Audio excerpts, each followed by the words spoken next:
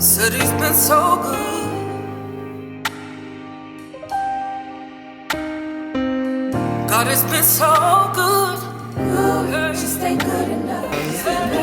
That same professor I was telling you about, shout out to Dr. James, who talked about the gift, she also reminded me that sometimes the people that God puts in our life don't have the capacity to give us what we need. Come on, and so come on, Doc. Then I swear I love that lady down. I love her so bad. Look, that's my girl. They don't have that capacity, and so then he gives us other people to fill that in. So when you talked about that village and meeting people, I want you to lean into that, because that's giving you what you didn't have. Like, try not to be like, oh my God, I didn't get this from them. They couldn't for whatever reason. That also helps, like being able to be empathetic. Like I said, I know what my mom went through. And I can understand why she did certain things the way that she did. It doesn't hurt any less. It doesn't, all those things are still very much true. It's just kind of like you meeting them where they are. Like, they literally can't do the thing for whatever reason. The reason ain't our business, but we just know they can't do it. So now that we know that, how do we respond? What do we do? It's not even a forgiveness thing for me. I think it's a disappointment. How can you? It's like That disappointment is you were supposed to love me. How could you? How did you? You still hurt. You're not ready Why to would move you? to that forgiveness or to the next level yet. So it's okay. Just be hurt for now. It's fine. And it's like, I feel like, like all of us, I feel like we have, whether relationships with family or companions, whatever, like, sometimes it's like, how could you? Yes. Absolutely. It's like the Especially betrayal after I've of been it. good to you. I've been good, and it's like all of the good that has happened. This is how did we get here? But I think everybody. I don't want to derail it anymore, but Dang. You are seen and felt. I just want Absolutely. You to know. Yeah. That was You are needed. seen Thank and you. felt. Randy. Wow. Ooh, so I feel like I can piggyback a little bit off of what everyone has said. My challenge is, Sasha, you said not wanting to feel alone or lonely. You feel lonely. My challenge is being able to feel at this moment. I feel so, we talked about we want to pray to God when we're at our lowest. I thank God every day for the lows that he's put me in. You lost your mom just a couple months ago. I'm so sorry. I lost my mom 2 days before I turned 16. It's never hit me until now. My God. I'm an adult now, so a lot of things I had to learn. I've learned on my own, or from my siblings, or from my aunts, or from anybody, to the point where, like I said, I thank God for that, because I see people going through it now, and they toe up. I thank him for keeping me sane. My challenge is her leaving. That's what happens, right? My therapist told me that formed an abandonment issue. I didn't realize I was angry until I'm having reoccurring dreams where I'm knocking on the door. I see she at that house right over there, and I'm knocking on the door, and it's a man answering the phone or answering the door. She can't talk to you right now. Why she can't talk to me? I'm her child. You know what I'm saying? Which make me feel like relationships or people that I get close to, I've never had that moment where I'm just by myself and gotta feel it and gotta learn and gotta grow. So I've been in relationship right here. As soon as that relationship's over, I'm connecting with someone else and I'm in another relationship. And then that person do me wrong or I feel away. And now I'm in another relationship. I prayed to God to remove the negativity out of my life. I prayed, I was so stuck in one spot that I prayed to God and I said, God, please help me find me. Help me grow, help me learn about myself, help me everything that I want to be able to see what others see in me. I want to look in the mirror and be like, you are beautiful. Yeah. You are strong. I'm tired of being strong. Me too. What? Why we gotta keep it? You feel me? Or to have somebody be there and be there. Yes. Not lust over me. Yes. There we go. Okay. You know, and I'm noticing that a lot. So when I say my challenge is trying to feel, I prayed for something to be removed. And now it's trying to come back. So I don't know if this is this a change? Or I need to, my challenge is, Randy, you can't have 1 foot in and 1 foot out. You can't, so I'm noticing that I can't get to where I need to be not fully dependent on him. Yeah. He'll take everything from you. And I feel like he took everything from me. It's been so many, why would this happen to me? Or why did he do this? Like, you know what? Like, no, Randy, this is what needed to happen. This is what needed to happen to be able to level up, to be able to grow, to be able to learn about yourself and know what it is that you want. So now my challenge is I don't know how to feel. I don't know if is that the devil coming from me, or is this really the change that you prayed for? I prayed for it to be gone and to heal and to be okay. Yeah. So how do I know that this is even real? Yeah. You got people that want to love you and pour into you, but it's just like, I don't know about none of it now. I just rather just leave me. Leave me be. I want to go in the room, shut the door, cut the light off, and eat my ice cream. So that's something for me that I'm trying to navigate through. Come on, therapist. Right. Tell me something. Okay. Tell me something. Give me something. We did, because I was looking at it like, Let me make sure nobody else want to help me. The floor is yours. So, what you're asking for is absolutely on the other side of those emotions. You've been operating from a space where we'll call it closed off, right? Yeah. It's been very surface. Things haven't, and if they did dive, it maybe didn't dive the way you would have liked it to. And I do believe it is directly related to losing your mother. That's a huge loss, especially at such a pivotal point. And not being able to grieve properly, quote unquote, because there's no right or wrong way. But yeah. It sounds like once it happened, everybody moved forward, and so you had to move too, because you were also a kid in that space. So you just keep moving forward, and that's what you've done up until whatever has happened recently, and now it's like a hard stop, and everything is catching up to you.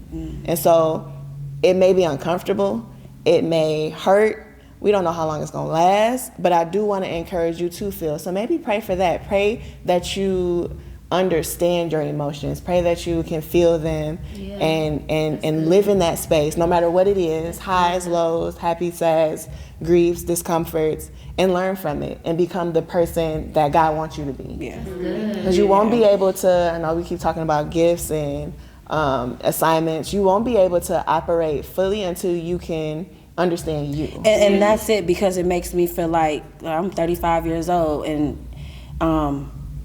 I know what I enjoy doing. I know what brings me peace, but that peace also brings pain. So it's like, it's kind of upsetting to be at this big age of 35 and not feel like I know what my purpose is. I don't like how y'all keep saying us being in our I know it is like a big age, because it's not. One time, It's not. you guys gonna call us old. But y'all keep just throwing us in a bucket. But we think we should have it together, right? Like, and especially, like, y'all got kids and stuff. Y'all got, so it's like, dang, just because you got children or whatever, it's like, or I feel like, well, there's nothing that should have held me back from knowing what I needed to do to be able to do what I want to do, to know, I should have the time. And it's just like, it's just so much that goes on. It's almost like, damn, well, what is my purpose? It's kind of embarrassing to not know.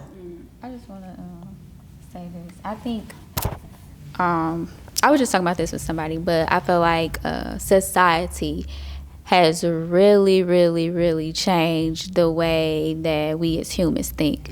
It kind of set a standard, which is not even logical. Like, it doesn't make sense. We all have a different journey. We all have a different walk. We all have a everything is just different. We all got our own life. We all here for a different reason. And sometimes we look at others and we put a timeline on ourselves. You know, it's not your time. You know what I'm saying? Like, you say, oh, you think y'all got kids, and God's got something else for you. That's right. You know what I'm saying? You hear us, we got kids, but baby, we got problems. Okay. We got problems, baby. And maybe we should have waited. You know what I'm saying? I mean, granted, the kids are the blessings or whatever like that, but it's not easy doing that either. And now our journey is different because we have kids. You know, you hear, when you have a kid, you become scared to do certain things, and it's not like you scared like, oh, I don't want to do this because I'm thinking this way, but you scared because you wouldn't want to make it back home to your kid. Right. Or you have a kid and you be all standing over them, make sure they breathing. You know what I'm saying? Like, you don't want to have those. Are kind of like hard stops in your role. You probably want to, every day. You know, because when you get a kid, you can't be like, oh, I want to do this. Nah, I don't even want to, because now you got to find a babysitter. Now your life, you got to center around them. You know what I'm saying? Like that. So don't put a timeline on where you feel like you should be. You gonna get to where you want to be, but it's just something else for you. God's will and God's timing. You know what I'm saying? So don't do that. Because you making a really good point, but also like, oh God, also because that is a really good point, but also like, everybody has their own things going on in life. You're like, y'all got kids, and I feel like, what am I doing? It's embarrassing not know my person. You lost your mother at 16. You still that 16-year-old girl. My God, life has happened to you. Life didn't happen to you the way life has happened for us, but life still happened to you. So we have to show ourselves grace, because the things that we go through, to your point, because earlier you made another great point, because you were top of the gym. You made another good point, was like, sometimes like God puts us in places, right? You know, allows us to sit in places for a reason. If you think about the Samaritan woman who was at the well, that's where Jesus met her, at the well. If you know anything about Samaria is in the middle of a hot desert. People go to fill up their water at the well early in the morning or late in the evening. She goes at noon because she was avoiding the people, because they would talk about her because she had 5 husbands. She had been divorced 5 times and was living with a man who wasn't her husband. So they would talk about, y'all know they ain't played on them times. Yeah. So they were teasing and taunting her. So she would go when it was the hottest in the desert, noon, to go get water from the well. So she wouldn't get teased. But my God, if those people were not teasing her and she had not had those 5 husbands, would she have been able to meet Jesus at the well at noon? No. Would she have been positioned to have that experience? Because not everybody got to get one. The Bible says that was the longest conversation she ever had with anybody. But because she was going through what she was going through, positioned her to be able to have that experience. So to her point of, sometimes we go through things and God allows us to sit in things for a reason, it's true. It's true. And he wants you to lean in, show yourself grace, but lean more into him. Like, we have to lean into him. Lean into whatever it is, but lean into him. Right? Lean into him, because anything we're going through is because, like, he wants us to lean into him. Let's just be honest, right? And he's going to solve it all. It's not going to be easy, but like, we had to lean into him. But don't ever, I just felt like it was a cutting yourself short by not even recognizing what you have been through and giving yourself credit and grace. Because I feel like life still... And I don't like to continue to cry about this. I can't keep crying about this. But that's a season. Oh, crying out. But that's your inner child. Who said that? letting your 16-year-old person grieve. Because did she heal? And now, right now, at 35, you still trying to do that. You can't do that no more. Now you have to honor the 16-year-old Randy. Like, okay, now I can grieve. Now I have Yes. to. Yes. You have to. If you, cause didn't you just say like it's catching up with her? Yeah. So now you have to allow yourself to experience and feel the things you didn't get a chance to as a kid because it was suppressed because you were a kid and your mind wasn't even fully developed to even process nothing like that. Yeah. You know what I'm saying? So it's catching up with you. Let it catch up with you. Sit in it. Allow yourself to grieve, and then look at yourself in the mirror and say, God dang, girl, you got it going on, because it's not many people who have. There's a young lady in northern Michigan who just took her life. And tried to take her kid's life with her because she lost her mother as a child and she didn't want her kids to experience it, and she couldn't. She's an adult. She's in her 30s now, and she was still dealing with losing her mother. And so she took her kids out into the water to try to drown all of them, because she's like, I don't want them to feel this pain of not having their mother. So if I'm going to go, I'm going to take my kids with me. Just for her to do it the same way. You know what I'm saying? And you're like that. Those types of traumatic experiences can take a person out the game, but you're standing here. You know what I'm saying? So don't doubt yourself. I don't like that for you. I'm offended for you. I'm offended because I look at you. I'm like, oh my gosh, you're so beautiful. I love your personality, hearing you talk and just seeing you exude everything. I mean, you might have been a crash out in the past, but baby girl, you got it going on. You know, and that's what I want you to see too. And I want you to see yourself, not just how we see you, but how God sees you. And I want us all to just, whatever we take from this tonight, whatever things we acknowledge that we're struggling with, go home at some point this weekend and this week and find a scripture that goes against that, because there's a scripture that asks us, Lord, to reveal, let me see the beauty that I want to see myself how you see me in your eyes. You know what I'm saying? And if you pray that over yourself consistently and speak that over yourself consistently, God will start revealing you. Yeah. And start showing you the beauty that he has and sees in you. So, you know what I'm saying? Like, I don't like that for you, because I ain't like that you did that, because I think you're beautiful and you're awesome, and I'm just, you're carrying so much. Come on.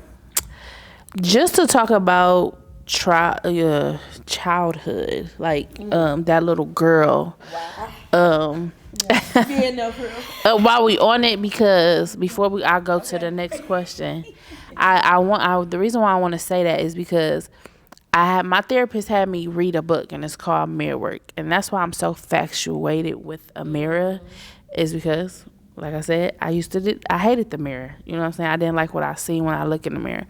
And when my therapist had me do Mirror Work, the book, there is a chapter in there, and it's about your child, you know what I'm saying, your younger self. And literally, so the book is supposed to be 21 days. I went over 21 days because I was stuck in that chapter, because that chapter made me realize everything, like how I saw myself, came from, it was still stuck in my mind as a kid, you know what I'm saying, remembering what people said to me or how they looked at me. And it was like, okay, this why you can't see yourself how God sees you, is because you remember what everybody else, you know what I'm saying, as a kid, what they told you you were, what they told you look like. So it was something that I had to go back and deal with and remind myself, like, it was okay for me to be different. It was okay just because I'm not the same size as these kids, or it didn't make me less of a person. So I truly believe, like, a lot of things that we deal with do come from childhood, and things that we just never touch. And we never was able to touch on it, or we wasn't even taught to deal with it. So it's okay to go back to the little girl. Sometimes we need to turn, like, I'll allow myself. I'm about to say, even when I was on my way here, I had to talk to my younger self today. Like, I was talking to myself in the car. Like, I was sitting next to somebody. Answer. Yes. I was about to say. conversation. So, it's okay to have that conversation with your 16-year-old self, even if you have to go back and ask her. What is she feeling now? Yeah. What is the feelings that you need to feel? Because I'm gonna tell you this, Randy. Those feelings are gonna keep coming back up, and they not go nowhere until you deal with it. It's just gonna keep on coming. Anything that we don't deal with and sit in it, and I get it. Yeah, it's hard. You don't. You know what I'm saying? Let me tell you something. Pain is a feel. It's an uncomfortable feeling. You know what I'm saying? It's something we don't want to feel. But the only way to get through the pain is for us to sit in that. You know what I'm saying? And I promise you, once you actually deal with it, I ain't gonna say it's gonna hurt. It won't come back up sometimes, but it's easier to get through. You know what I'm saying? And you'll know actually how to navigate it too as well. Can't just keep pushing it under, because it's gonna keep coming. You know what I'm saying? It's gonna keep showing up. It's gonna come through the cracks. And it shows up in ways that you don't even think, in conversations, or relationships for sure. Like, you know, Okay, one last thing. Come on, Jim. You sound like her. As like I shared the experience about with my son and my son's father about what happened in front of my kid or whatever, and for the longest my son was like terrified to go to sleep, you know, or he would keep repeating it. Dad did this to mommy. Dad did this to mommy. That's all he kept saying. Like, he wouldn't go into detail, but he'd keep saying dad choke and stuff like that, right? So I had got him into therapy. You know, they say maybe 2 years. I've been hearing people saying 2 years old is too young for therapy. But therapy really helped my kid. You know what I'm saying? At 2 years old. And the way he used to just go about it in therapy, like it's called play therapy, so he'd be this dollhouse. And he'll be reenacting the whole thing, like blocking the door, just major things that happen. He'll be like blocking the door and trying to make, you know what I'm saying? And during this time, he wasn't, like, of course, seeing his father and things like that or whatever. But when those little periodic conversations when his daddy would call him, he'd bring it up, like, you this and you did that and da-da-da-da-da. And I would hear his dad saying, don't say that, you know, or hanging up on him and things like that. And it was just like the last straw for me was hearing him, and he just was like trying to tell him, like, that's not what happened and da-da-da-da-da. And it's just like, well, instead of you saying that, say I was wrong. You know, I was wrong. I don't want you to do this, and this is how you go about it. People make mistakes, you know what I'm saying? Of course, he still hung up the phone or whatever like that, but the message got through to him, and my son still kept repeating, and it wasn't until, like, I guess he said it while he was with his dad, and his dad had a conversation with him. He don't say it no more, you know? It's like, he needed that, you get what I'm saying? It's because, like, you have to acknowledge the things that has happened, you know what I'm saying, in order to push through so you can heal and just repair whatever within yourself or whatever relationships. Because if you go around and you hold on to things, it affects your relationship with other people, you know what I'm saying? And that really affected his relationship with his dad, you know? But now they are kind of like in a better space, even though he didn't want to go with him today. You know, he'll still, you know, he's willing to go with him with any other time, you know, or willing to talk to him. It's not a standoffish thing where he always have to address it. So I just use that as an example to just address the things that you need to within yourself, because it'll help. It really would. Even if it kept a 2-year-old, it'll help. That was really. But because I love him, I don't mind giving him another chance to have a seat at the table. Come on, Julie.